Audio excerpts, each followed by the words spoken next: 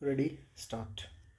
सभापति महोदय, ये शब्द मेरे नहीं हैं बल्कि राष्ट्रपिता के हैं।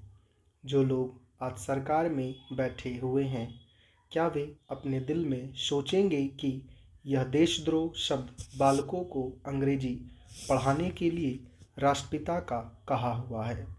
आज 54 वर्ष देश को स्वतंत्र हुए हो गए हैं, लेकिन राष्ट्रपिता की इस बात पर आज तक ध्यान नहीं दिया गया है। अंग्रेजी भाषा को पढ़ाना क्यों बंद नहीं किया गया और उसको दैनिक कार्यों में क्यों प्रयोग में लाया जाता है।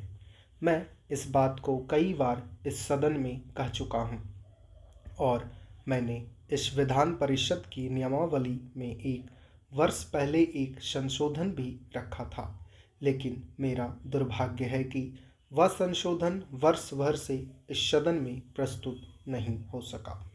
मेरी अपनी राय है कि कम से कम दैनिक कार्यों के लिए यदि सरकार अंग्रेजी भाषा पर बंधन लगा दे तो बहुत अच्छा हो और जो यह अनुशासनहीनता है वह भी समाप्त हो जाए।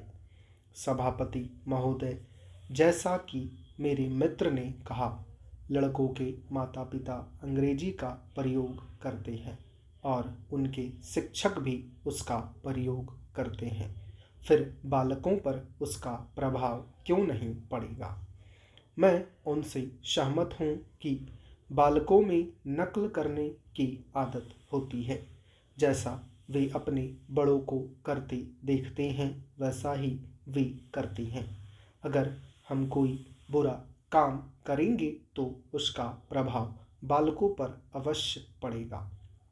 आप देखेंगे कि जिस मनोवृत्ति के माता पिता और शिक्षक होते हैं उसी प्रकार के बालक भी होते हैं। हम दूसरों को तो परामर्श दे देते हैं, लेकिन स्वयं उस पर अनुपालन नहीं करते। इसके साथ ही साथ हमको शिक्षा प्रणाली की ओर भी ध्यान देना है। शिक्षा के जिन तरीकों को आजकल अपनाया जा रहा है वे वास्तव में लाभकारी नहीं है।